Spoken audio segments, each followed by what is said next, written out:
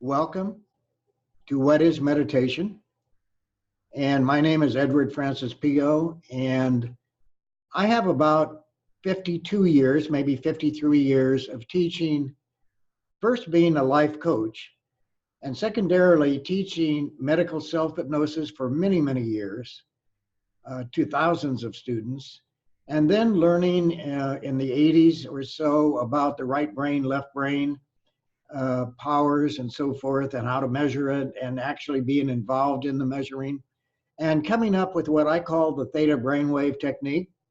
And through those years, as a part of my teachings, I was teaching different forms of light meditation.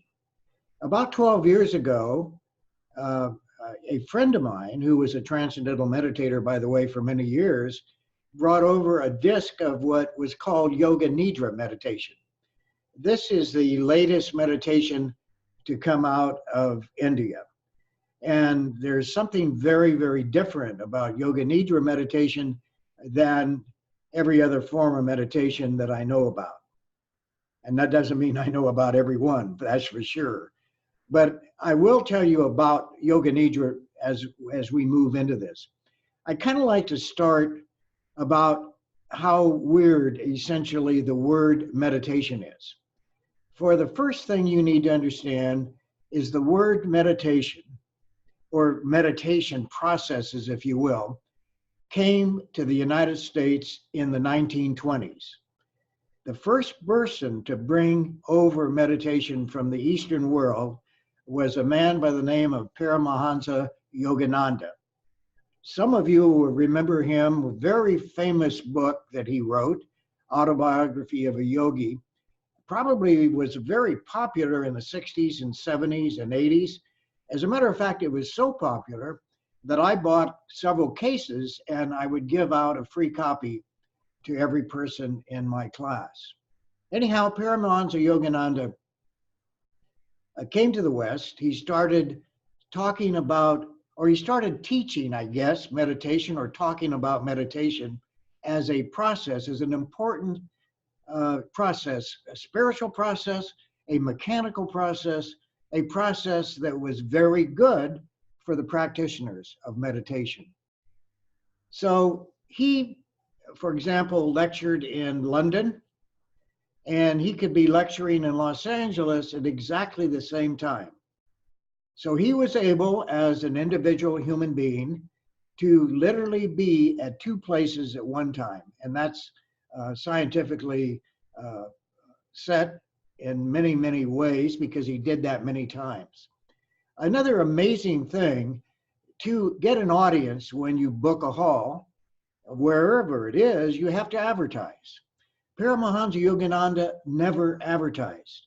He would book a 10,000 seat hall in New York City, for example, and 10,000 people would show up.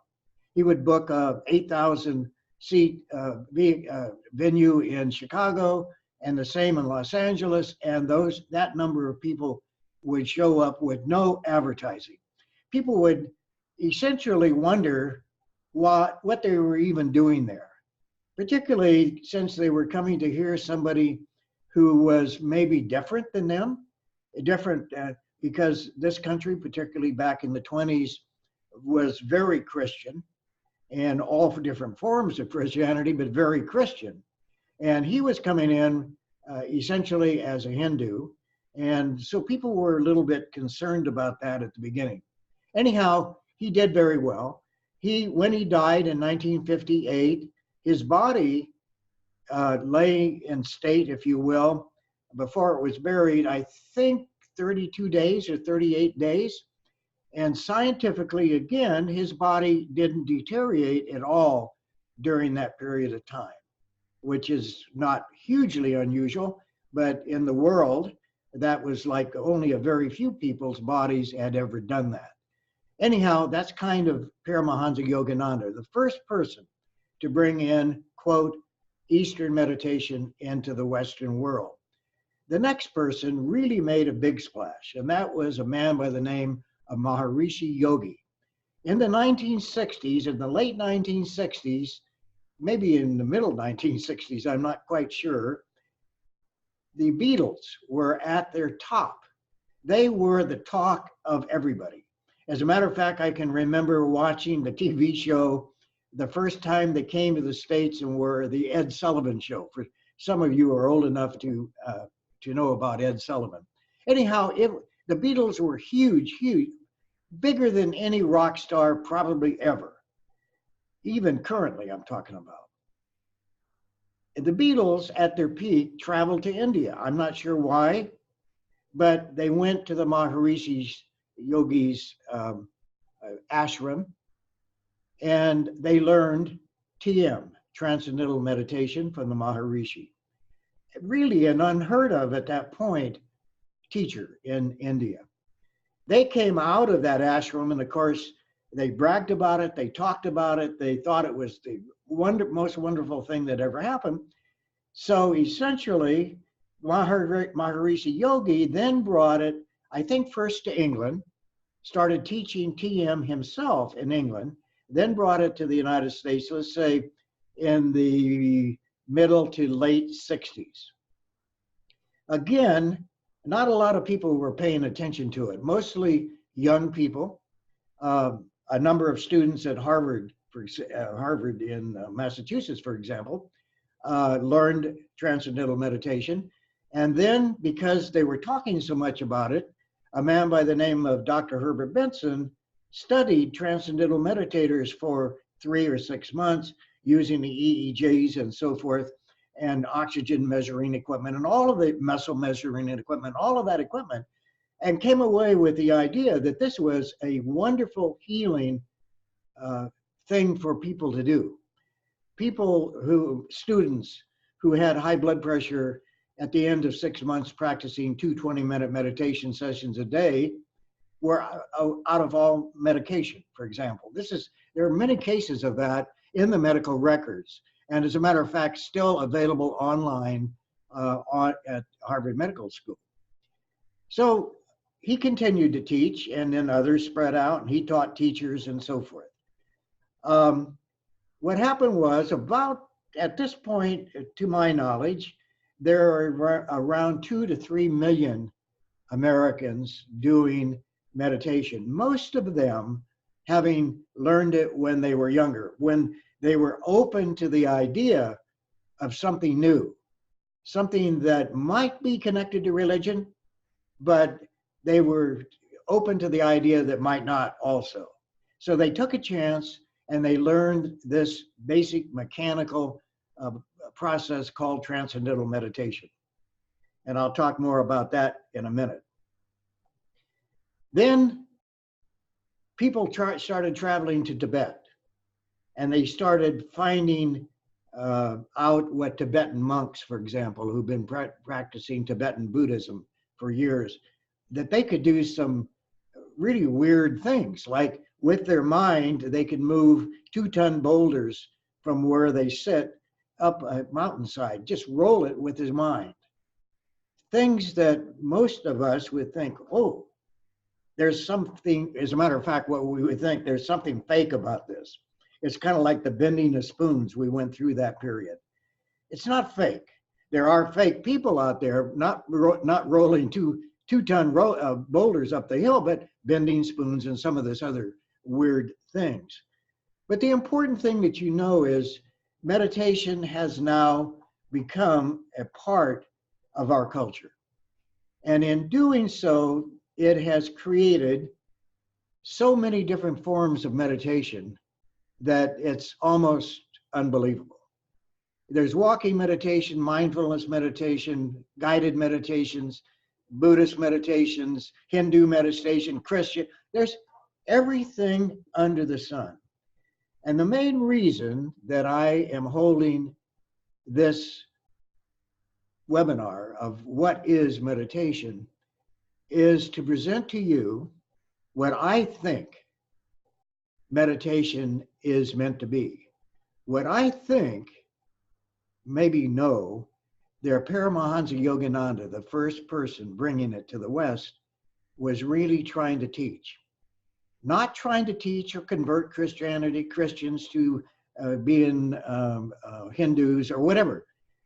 he was teaching it as a mechanical part of us, something that we can all learn, every single human being can learn, and we can all practice, and it can be greatly beneficial to us in all areas of our being, from our body, physically healing, to our mind, physically or mentally healing, if you will, our emotions, mentally healing, and our spirit somehow being a little bit more lifted within us.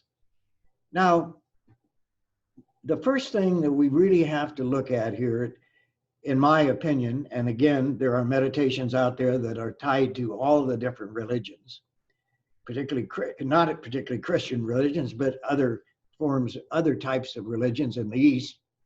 So the first thing that you kind of have to know is that there's a prejudice out there. And I think on my introduction of this webinar, I mentioned in there, is it the work of the devil? And there are many people today, evangelicals, Christians particularly, and their pastors, who are falsely accusing meditation as a process, as a religious process that if you're a Christian, you cannot do. So I want to go back a couple of years. I gave a seminar one time in the middle 80s in a city in Wisconsin, one of the more conservative areas in our country. And in that particular seminar, at the end of it, a young man came up to me and introduced himself as a member of the American Association of American Family Association, a very conservative, evangelical Christian organization. He asked me if he could have breakfast with me before I left for California the next morning or the next afternoon, and I said yes. So the next morning we had breakfast. This is the first time I had any idea. And by the way, I was lecturing on the value of self-hypnosis back in that time.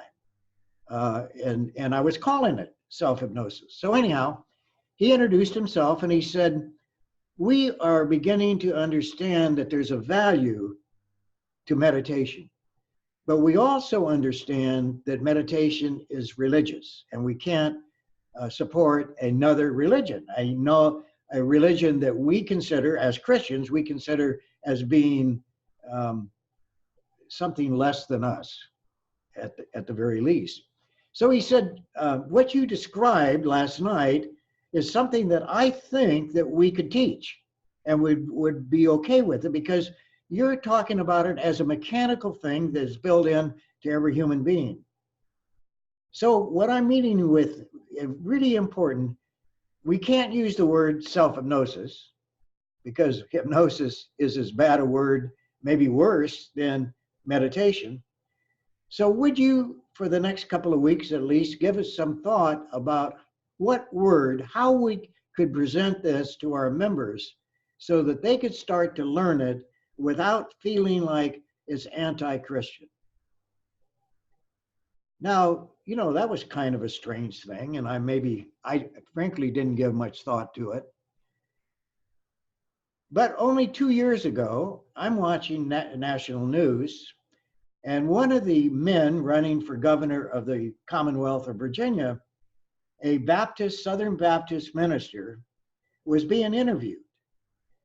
And during that interview, somebody asked him something about the word meditation, and without hesitation, this is 2 years ago now, 2018, 2017, not 1985, he said his answer was, oh, meditation, all meditation is the work of the devil. We do not support that. Now, I don't know about you, but there are a lot of millions. As a matter of fact, it's the second largest denomination in the United States, Southern Baptist Convention. We're talking about millions of people who are sitting in pews, getting information that could be helpful, but getting the exact opposite, fearing that somehow I can't go to someone teaching self-hypnosis, teaching meditation, teaching what back in those days in the 80s were called altered states of consciousness. I can't do that. And that is really sad, because one of the wonderful things about doing meditation, about the end result of doing meditation, is better health. As a matter of fact, wellness of the mind, the body, and the spirit. And I can tell you that in all my years of teaching, in the last 2 years, I've been working for a local medical group, 12 medical doctors, a number of nurse practitioners, and I have been dealing with patients with chronic pain and opioid addicted, a lot of them opioid addicted. And I've been teaching my 12-week program, basically very successfully, to those people. The medical doctor overseeing my particular work, signing off on it essentially, is a doctor who believes the statement that he puts out, as a matter of fact, healing comes from within. In other words, here he is, a trained medical doctor, and not very old, incidentally, in his late 40s, maybe early 50s, who believes that medicine doesn't cure, the healing comes within. Because he knows scientifically that's what's going on. We take all of this medicine with the idea that it's going to keep our blood pressure down, with our idea that it's going to get rid of this, get rid of that. The bottom line is the body does the healing. The medication makes it possible in many, many cases. But the side effects of all of this medication that we've gotten used to in the Western world is last year, over 375,000 people died in hospitals, scientifically proven, from the side effects of medication. Imagine that for a second, not from the medication, from the side effects of medication. So anyhow, that's enough about that, but I want you to realize here that we're coming into a period of time, I believe, and several of the doctors in our group believe, that pharmacology is pretty much at the end of its invention. We gradually have to accept more and more responsibility for our own health, rather than running to Doc in the Box or our own doctor or the hospital emergency room. We need to realize, hey, we need to take care of ourselves. Now, if you start to realize that, one of the things that you have to also know logically and linearly is you have to have skills. You have to have something to make that happen. It is not just going to happen with good attitude, although good attitude may be 80 or 90% of it, so I don't want to put that down. But it's really important that you know that we have to have some tools in the toolbox differently from the pills that we now have stored in our toolbox. Because the answers are not going to be there from those medications. The answer is to become more self-sufficient and to learn skills that allow you to operate your body in a more well-mannered instead of a more disease-mannered way, which we're doing. So as we come into to having that maybe as the beginning reason why we need to learn a process that I call deep meditation.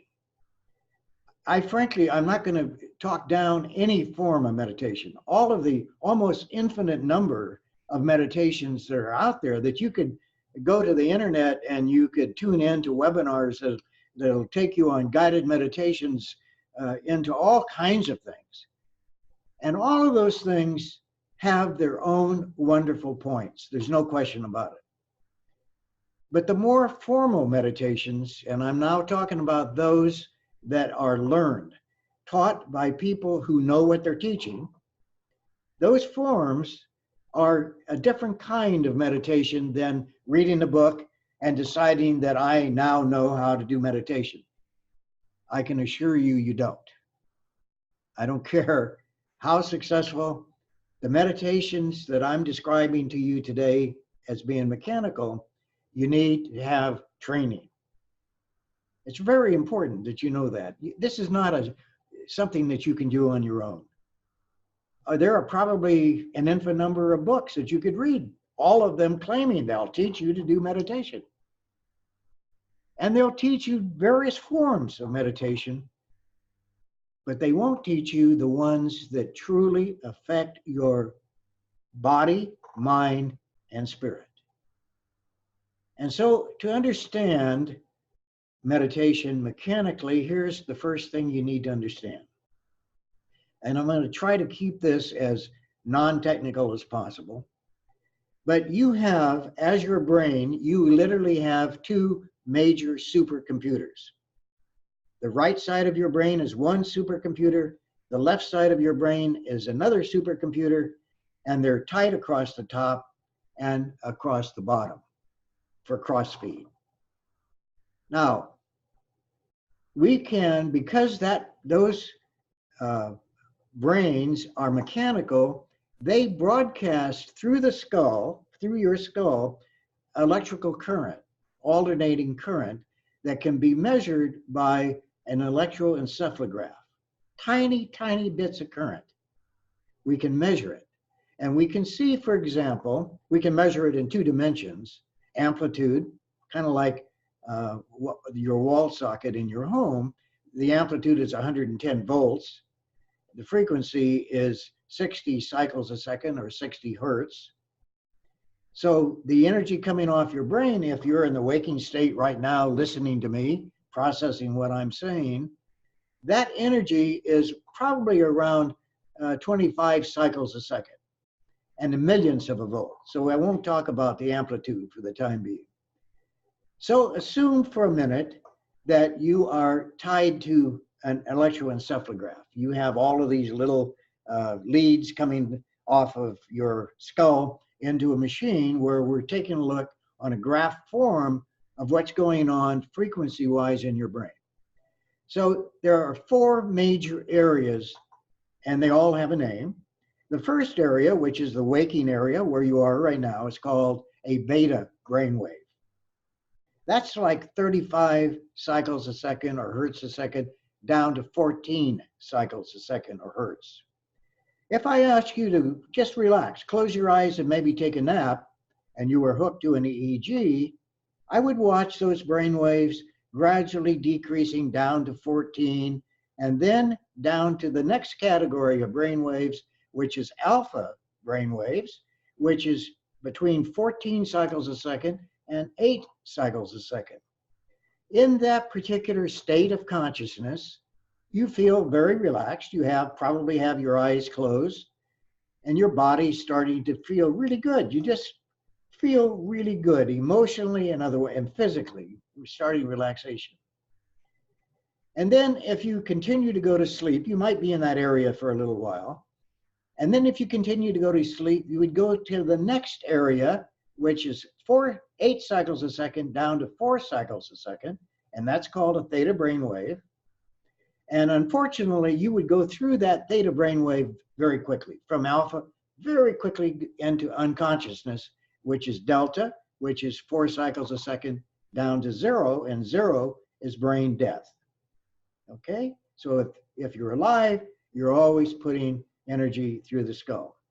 When you awaken the next day or from that nap, you come back through theta very quickly, up through alpha as you start to move, and into beta, which is the waking state. That is your normal. That's what happens if you take no training whatsoever. That's what you do when you go to sleep. That's normally what happens. People who have trouble going to sleep have trouble getting into an alpha brainwave. And that's the problem. Because they may have their eyes closed, they may be laying down in bed, but their mind is going, what am I going to do tomorrow? The same stuff that's going on all day long. But if you stay in that for a while and gradually decrease in awareness, which is decreasing in amplitude, you will go into alpha, and you might stay there 15 or 20 minutes. As the thoughts continue to become slower and slower, then you quickly go through theta and you go into sleep. Now, during sleep, you have what's called dreams. And everybody dreams, whether they know it or not. Or almost everybody, 99% of people dream. And when they dream, a part of them, their right hemisphere of their brain, comes back up into theta and creates what is called an alert theta brainwave. And that alert brainwave allows you to make wonderful, what I call mind movies, and what you can call dreams. And we can do anything. There's no time in dreams. You can be here and you could be there, and just knowing that you're going to make a change, or maybe not even knowing. Sometimes those dreams are very, very emotionally bad, nightmares, for example. But most of the time, they're a part of the rebooting of these computers. As a matter of fact, as I teach it, dreaming is, in fact, rebooting of the computers. That's the norm. So now, again, you wake up, you come through theta, you come through alpha. Sometimes on a Sunday morning, if you don't have to get up for a while or go to work, you can lay there with your eyes closed, feeling, maybe not even feeling your body. But that's not meditation. You're still thinking, still thoughts. Now, with that in your mind, if I was going to teach you a light meditation, if I were going to teach you, for example, transcendental meditation, if I were a transcendental meditation teacher, I would give you a mantra, a Sanskrit or a Hindu word, mainly Sanskrit, I think, that you have no idea the meaning of, but you are asked to say that mantra out loud. And you are asked to, after saying it out loud 2 or 3 times, the next time you hear the mantra, you don't say it, you simply feel the vibration and the connection, if you will, deep within. That's a mantra type of light meditation. That is different from going to sleep, in as much as you quiet down your mind, you go into an alpha, which is the 14 down to 8 cycles a second, and you create in your consciousness, with that process that they teach, what is called an alert alpha brainwave. Interesting, an alert alpha brainwave. A lot of studies. You can go online, go to the Transcendental Meditation site. They have all of the studies. It's wonderfully scientific, no question about it. If you were taught Buddhist meditation, instead of a mantra, you would be given breathing exercises. Like I teach, for example, taking 3 deep breaths. If you were being taught Tibetan Buddhism, you might be taught 15, 20 different kinds of breathing exercises, all of them having essentially one goal in mind, which is to quiet the mind, to start the mind, or to put the mind into a focused state. A lot of meditation teachers, including TMs, do not like the word focus. And so I have to be careful with that. I call it focus, but it can be just using the word quiet. Compared to the normal stuff that's going on in our head, becoming very, very quiet like we do when we go to sleep. Except instead of becoming so quiet, we become even higher consciousness, and that's why it's called an alpha brainwave, and that is why it's a better healing model than just the lowest level of alpha, a non-alert, for example, just being relaxed. There's something about that that helps the body heal and the mind heal, that alert alpha brainwave, okay? Now, in the case of transcendental meditation, you do 2 20-minute periods of that. You simply take your mantra, become quiet for 20 minutes total. And then you do that in the morning and you do that in the afternoon. And I am not selling transcendental meditation, but I'm telling you scientifically, go to their site. You'll find out provably how wonderful that process is. Now, the process that I teach involves a lot of things before you get to be in meditation. If you go to a transcendental meditation class, you leave and can go home and start meditating. If you come to my class, you have to practice mind-body type work, focusing type work for at least 5 weeks, a minimum of 5 weeks. And on the 6th week, then I introduce to you Yoga Nidra meditation. Now, Yoga Nidra meditation is one of the few, if not the only, form of meditation that is designed to take you into an alert theta brainwave. Remember, light meditation takes you into an alert alpha wave. Yoga Nidra meditation takes you into an alert theta wave. And I'll talk about the benefits of that in a minute. But you cannot come to me with one class, or let's say we were going to do a meditation session today, some form of guided meditation. It's not going to work. You would experience relaxation, and if I were to do a light meditation session with you, but you would not experience Yoga Nidra meditation, which is a whole different thing. Now, in all the years that I have been teaching medical hypnosis, all of the physical body, autonomic nervous system functions that I teach, like getting rid of muscle spasms anywhere in your body, stopping chronic pain, increasing and decreasing circulation, all of those physical things that I teach in the first 5 weeks are done in a theta brainwave. Not an alert theta brainwave, just in a low level of consciousness. A level of consciousness where you are completely conscious, but you are positive. I don't know of any other way of saying it.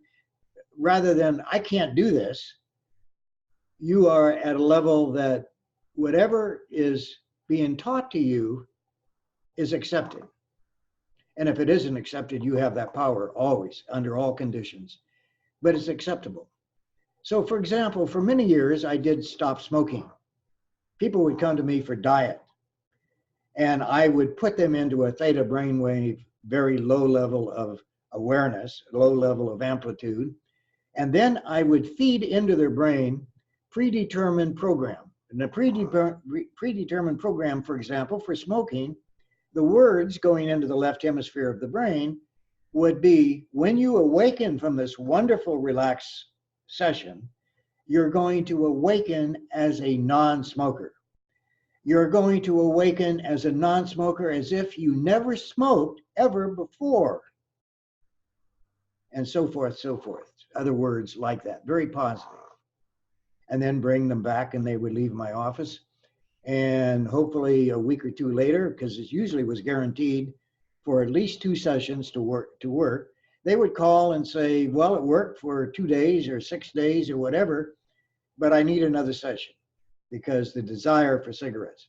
So they would come in again, and I would do them the process of taking them down into theta, very low level, feed it back in to the left hemisphere with the use of words, because the left hemisphere is the only computer that hears the words. The right computer operates by pictures, by symbols, that does not operate by words. So I was doing all of this programming into 1/2 of our brain, to the left hemisphere. So what would happen is, if I were going to teach them, for example, to stop bleeding anywhere inside their body or outside of the body, or cut on their thumb or whatever, rather than coagulation, which is what I teach. In order to learn that, you have to be in that theta brainwave area. You cannot learn those things generally, learn those things in the alpha brainwave area. So if you have that kind of control of your physical being when your consciousness is in a theta brainwave level, obviously, if you go to a theta brain wave area. And then instead of allowing the consciousness to remain very low, you teach them a process where it increases the awareness up to what's called an alert theta brainwave. Almost the same as the REM sleep, which is also an alert, but there's a whole range of what's alert. Dreams, the average dream is the very lowest level of alert. The very highest level of alert would be meditation that I teach. A little bit below that would be these full color, full sound, full emotion dreams that when you come to the waking state, you don't forget for days on end. You can close your eyes and go back to that experience. That kind of dream is a couple of levels below an alert theta brainwave taught by Yoga Nidra meditation. Most meditations, as a matter of fact, I know of only one form that you are not asked to sit while you do the meditation. So if you learn Transcendental Meditation, if you learn the meditations that even Yogananda taught, you're going to be sitting down comfortably as you can and letting your body relax and your mind become quiet. Now, again, that is where the majority of meditations happen. Yoga Nidra meditation, the first thing I do, because I'm essentially teaching self-hypnosis, what I was doing for years, medical self-hypnosis, you lay down. You don't do it in a chair. If you're in a living room, you lie on the carpet. Ideally, you do it in bed. Now, the first thing that any meditator will tell you is that you're going to fall asleep if you do that. So I'm not putting down the idea of sitting in the Kundalini, for those of you who know that, all of those theories or ideas or facts, all of those things supposedly happen when you're sitting and doing meditation.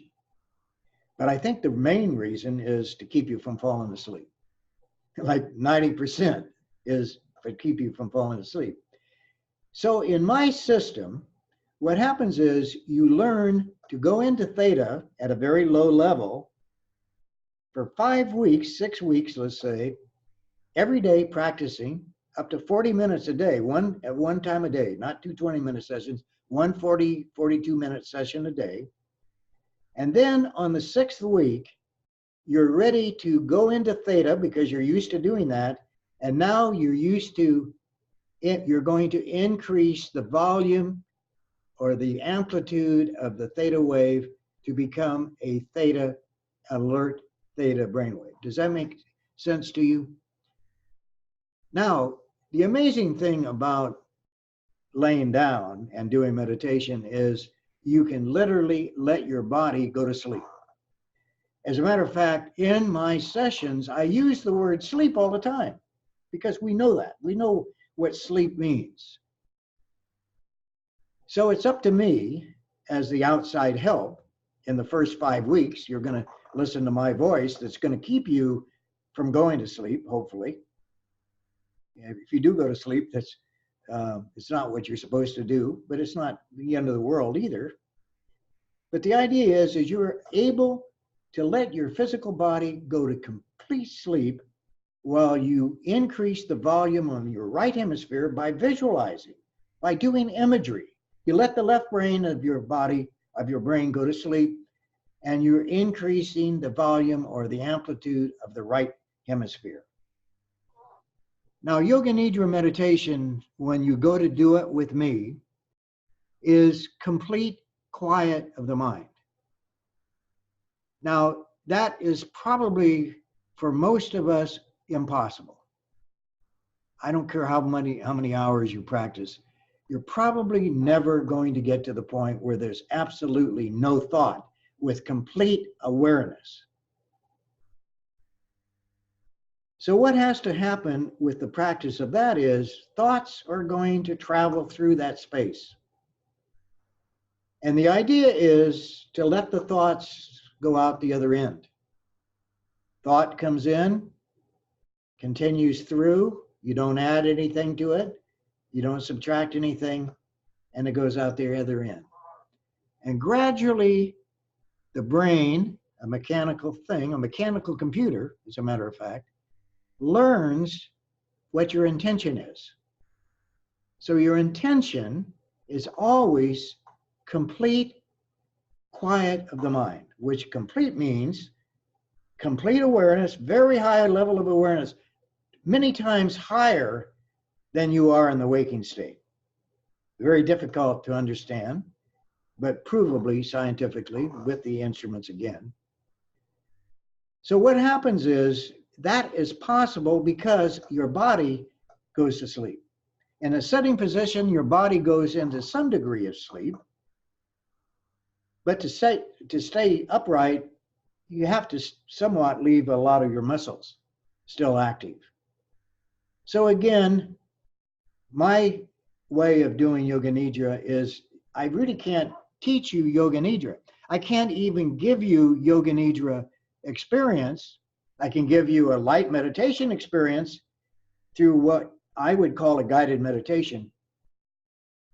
But what you really need to do this level of meditation is this weeks-long learning how to get into the low level of theta, to where you used to being there without going to sleep and without coming back into alpha. And then it becomes relatively easy to now introduce meditation, where the mind is at its very minimum level of thought and very highest level of amplitude or level of awareness. Now, why would a person, I haven't, for some, my nose is itching. I hope it isn't, I'm telling you lying. Anyhow, what does this high level have to do with anything? Well, one thing, from a spiritual standpoint, prayer, this is what I say and other people say, prayer is talking to God, and meditation is listening to God. Now, as kids, and even as kids/adults, and we're religious, we have this tendency, the same way as we did as kids, we have this tendency to pray for certain things. Almost in the same way that we pray when we were kids and asked our parents for toys at this time of the year. I want a bicycle. When we pray as adults/kids to God, we can't listen and pray at the same time or talk to God at the same time. It's like I can't talk to you right now as I'm talking and listening at the same time. It's physically impossible. I don't think you'd ever learn to do that. So from that standpoint, listening, I think listening to God from a spiritual standpoint could be very, very important, because your spirit is a part of God. I think we all Christians, all of us Christians at least believe that. We're a part of God. Our spirit is a part of God. And so we could be listening to our spirit. We could be listening, for example, directions in our life so that we can make logical linear directions that are right for our life versus causing more pain or causing more problems. So one of the things that I think is most wonderful about doing this form of meditation of listening rather than talking is to know, is to increase the ability of lowest level of intuition, which is a right brain function, incidentally, increase that lowest level of gut feelings. I had a gut feeling I should do this, so I went ahead and did it, and it was right, up to intuition, I intuitive this. I'm going to make my decision. I don't know why. It's not logical, but I'm going to go in this direction. That's kind of a mid-level of intuition. But the highest level is knowing. The highest level is being connected, what I jokingly started many years ago, being connected to the great library in the sky. Or another way of looking at it, connected to universal consciousness. Or another way of looking at it, connected to God. That would be a very good reason for learning and practicing daily this kind of meditation. But there's another thing that is absolutely spectacular. And we're learning more and more about it every day, of how the body heals itself. When we go to bed at night, we go to bed not because there's no good TV shows or anything else, and some of you have attended my Why We Sleep, and most Americans don't know why we sleep, other than I guess we just sleep. But we've never really been, since we were kids, forced to go to bed at a certain time, so we go to bed when we want to. And we get up when we want to. And the important thing is to know that you go to bed to heal. You go to bed for one sole purpose, is to heal the activity of the previous 16 hours of activity and bringing all of that stuff together so that when you awaken the next morning, your mind is clear, organized, reorganized from the chaos that existed before, and your physical cellular body has actually been repaired to some degree. The degree of the quality of your sleep determines the degree of the healing of your physical body during sleep. What you had in your blood stream before you went to sleep determines the quality of sleep. There's a number of things that determine it. But one of the things that definitely happens is rebooting of the computers. And those of you who operate your computers daily, you know that there comes a point where you have to restart or reboot the computer. We human beings with these two supercomputers have to reboot those computers at least one period during every 24 hours. Not 2 times a week, not 6 times a week, not 10 times a day, but at least one time every 24 hours. That's why we go to sleep. Now, if we consciously didn't learn that, just because we go to sleep because there's no good TV shows, or have some people that are on heavy-duty sleep medications because they don't want to miss the 2 o'clock in the morning show that on TV that they really love. So I suggested then, if you love that show so much, get a DVD or DVR, I guess it is, and record it and listen to it at 9 o'clock in the morning. You don't have to stay up at 2 o'clock in the morning to do it. Put your DVR on, record it. Go to bed at a reasonable time. And a reasonable time basically is sometime before 12 midnight. And 8 hours at least of sleep. Now going back to meditation, actual measurements. At the end of what you would learn with me in 6 weeks, before you start to do meditation, a 40-minute session at Harvard Medical School studies show the equivalent of rest, mentally and physically, of 8 hours of quality sleep. Very few people out there get quality sleep, by the way, because of a lot of stuff.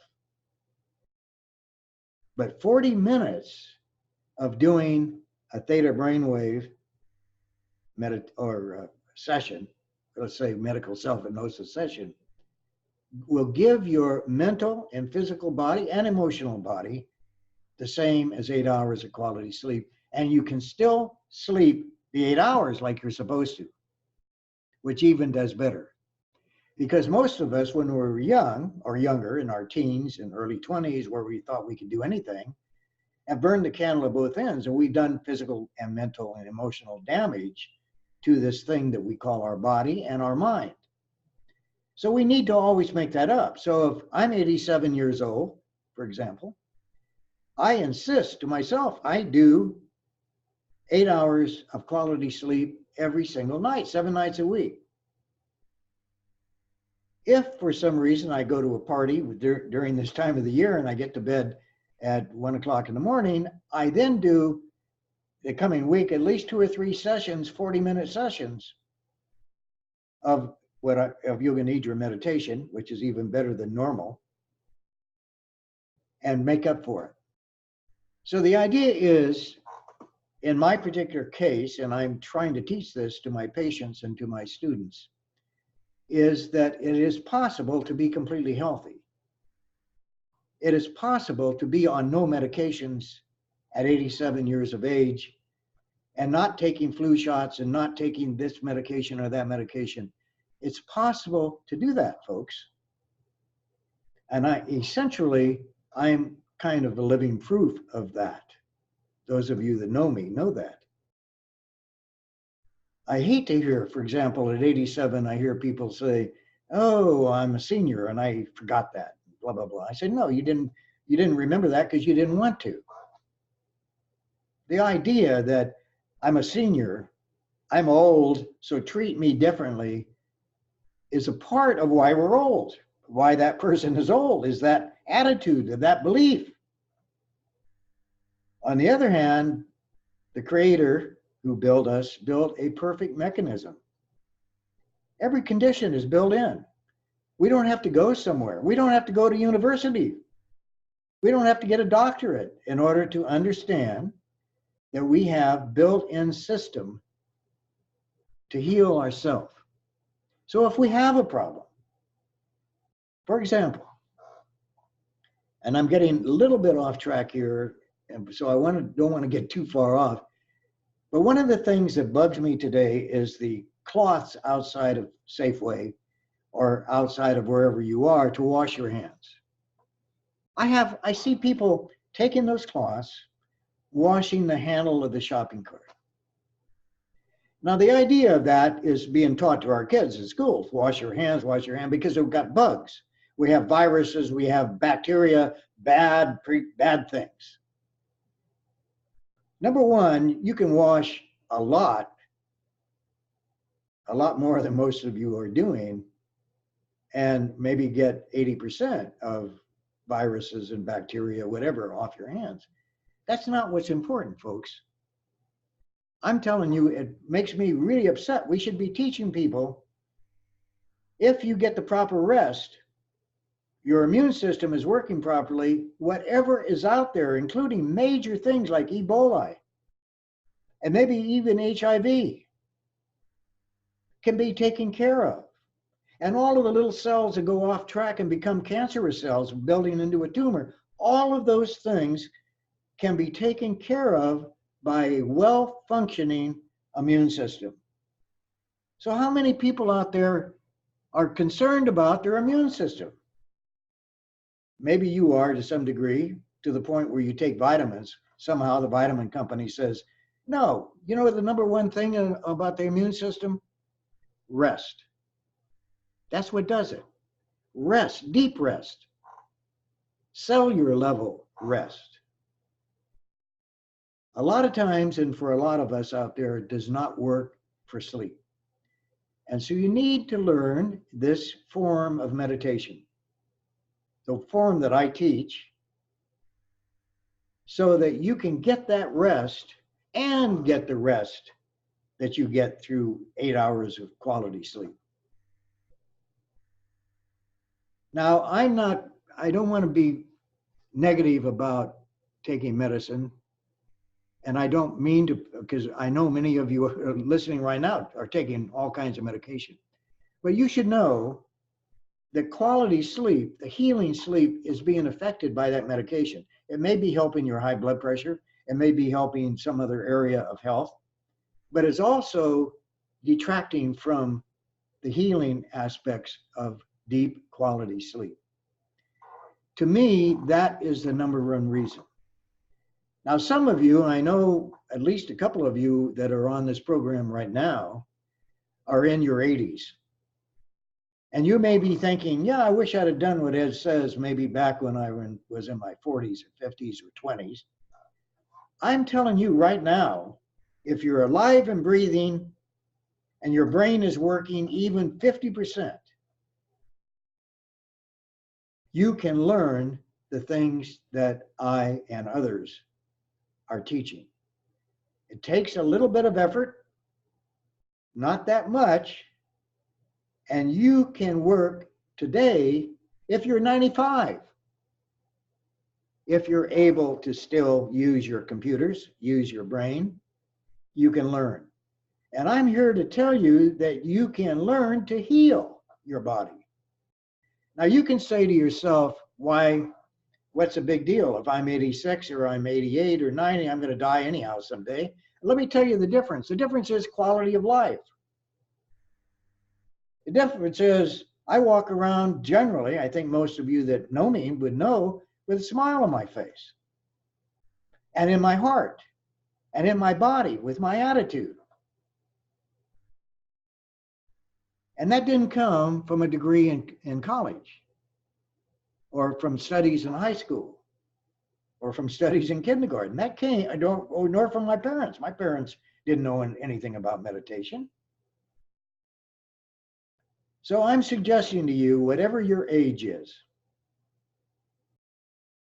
you need to learn this. You will have a better quality of life. Okay? Now, we're at 2 or 3 minutes before the end. Some of you I know had kind of expected to be led into a meditation because you're used to guided meditation. I'm not going to do that, obviously. But I am going to offer you something very special. And I'm going to offer you what I call my breakthrough session. It's a session of 2 hours, one-on-one, locally at your home or in my apartment, out of town on the internet, using the same broadcast facilities as you're listening to me now. It's a 2-hour session where I go through all of the mechanical things that you need to know, the brainwave studies and all that stuff. And then we do a minimum of 40-minute session live, where I lead you through all of the different little focusing things that I've developed until you're in a theta brainwave, until your body is asleep where your mind is still awake. And at the end of that 2 hours, you now have an experience that you can make a reasonable decision, and I hope you make the decision to take my 12-week course to learn all of this stuff on your own. Now that, if you go to my website, the charge for that breakthrough session is normally $250. On a one-to-one teaching this type of thing, that is a darn good price. It's a really good investment, if you will. For those of you on this website right now, on this webinar, I'm going to offer that to you for the next couple of weeks until the first of the year at $97. So for $97, you get 2 hours with me. If you've taken my course some time, and some of you I know have in the past, and you'd kind of like to get renewed on it, you need to do this breakthrough session. And it's going to cost you only $97. So I am going to send to you an email. It'll have to be early this evening because I have something else to do right after this webinar. But I'm going to send you an email that offers you this breakthrough session for $97. Was $250, and a registration block that you can click on, go in, put your name and phone number, and then I will call you in the next few days and we'll set up a time for the 2-hour session. Now this $97 value that I'm offering you is only going to be good to January 1. And then it goes back to $250 if you want it. But if you call me and you say, I'd like to do it, but I'm so busy during the Christmas time, can we schedule it in January? I will say yes. And I will look at my calendar because I already have some classes and people in January. And we'll set it up, mutually agreed time and place and day. So don't worry about that. And also don't worry about the idea. If you were to take the 12 weeks that somehow I'm committed to every week I have to go, as long as you have 1 week minimum between practicing between each session, sometimes my 12-week students are finishing in 18 weeks, and that's fine, as long as they continue to practice every day. I don't care. As a matter of fact, I have a guarantee that if what you came for didn't work in 12 weeks, I will continue to teach you for up to 6 months with no cost, no additional cost. So what I'm really offering you is something that I can almost guarantee. And essentially with my time, at least, guarantee it. So I want you to give it some thought. Watch your email. Maybe you check your email tomorrow morning and you'll see my offer in there. And please consider signing up. It's now a couple of minutes after the hour. I want to thank you all very, very much for being here. And I do want to ask you, or I do want to tell you that if you want to hear the same webinar again, I have it recorded. And at no cost to you, I will send it to you via Dropbox, where you can download the entire 1 hour and watch it as a movie. So if you're interested in that, all you have to do is to email me and ask me to send you the MP4 so that you can watch it on your computer. Again, thank you so much for being here, and I hope you found it interesting, and I hope you further will consider doing and learning what I teach. Thank you again.